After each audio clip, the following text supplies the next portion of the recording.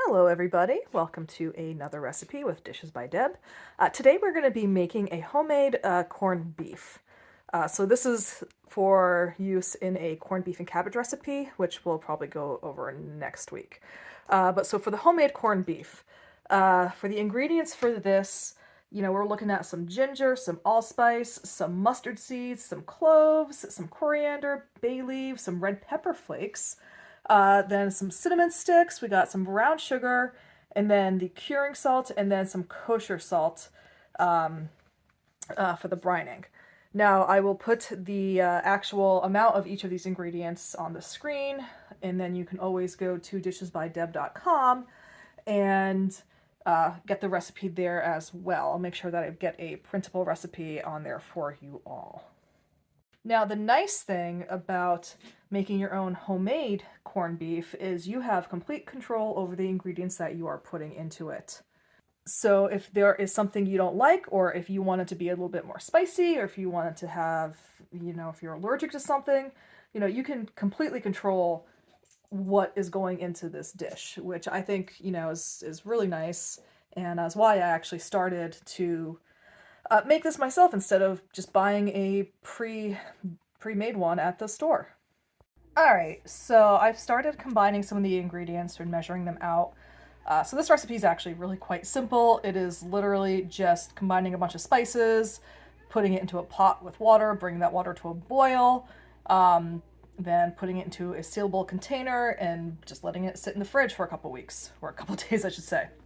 Okay, so what I've done here is I've measured out the spices, and I so far have combined the peppercorn, mustard, coriander, allspice, red pepper, cloves, and ginger. I haven't put the bay leaves in yet because these need to be crunched up and crumbled up, but I'm gonna do that now, and then I will be back for the next step. Alright, so I have crushed up the bay leaves and I've mixed them into the spice mixture. Yes, I'm using a teaspoon to mix things up. So now we're going to go fill up a very large pot with a gallon of water and get this thing started. Alright, so I just filled up this big pot with a gallon of water. And now what I'm going to do is I'm going to take 3 tablespoons of this spice mixture, so not the whole thing, only 3 tablespoons, and put it into the pot with the water, and I am going to bring that to a boil. The rest of the spice mixture, hold on to that, put it into a container, and save it until you're ready to actually make the corned beef and cabbage, because that will be used in that recipe. Alright, so I added the spices, and now I'm just going to drop in the cinnamon stick, and now I'm going to go measure out the salts that will be going into this. Alright, so now we are going to add the curing salt. This is a pink curing salt, and this is 5 teaspoons.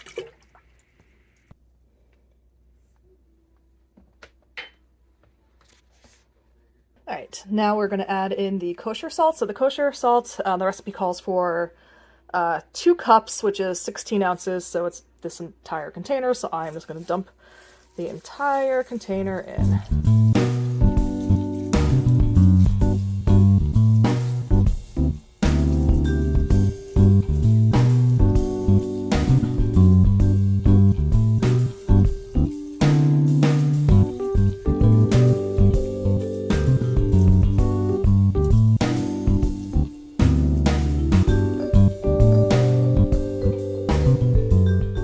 Alright, and last we are going to add to the pot is a half a cup of brown sugar.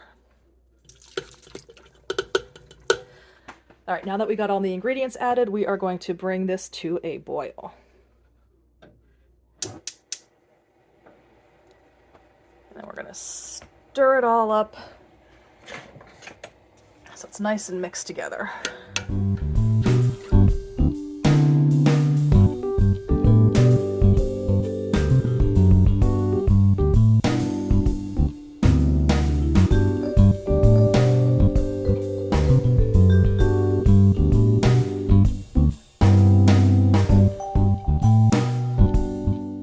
Also, just random aside, I don't know if anyone has ever used these before, but these are like brown sugar keepers, and they are amazing. They keep your brown sugar like so soft and so easy to work with.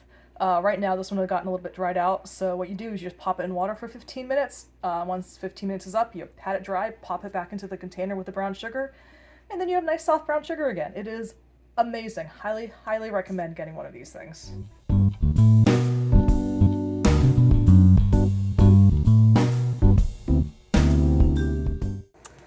Alright, so now that we are boiling, we are going to remove this from the heat, cover it, and then let it cool off to room temperature before we put it into our containers.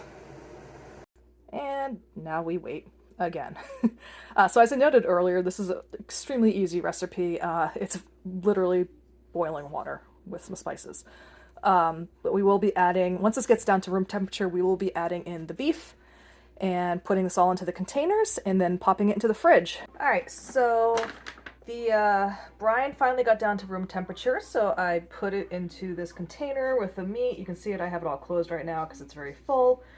Once it's in the container, you're gonna put it in the fridge, and then you're gonna actually let it brine in the refrigerator for 7 to 10 days. And you are gonna want to flip it once a day, just to make sure that it's, both sides are, fully submerged, because this does float to the top. You can kind of see it's floating to the top here. So yeah, I'll be checking in every day and just kind of show you the progress. And then next week, we will be cooking the corned beef and cabbage, which I am so looking forward to.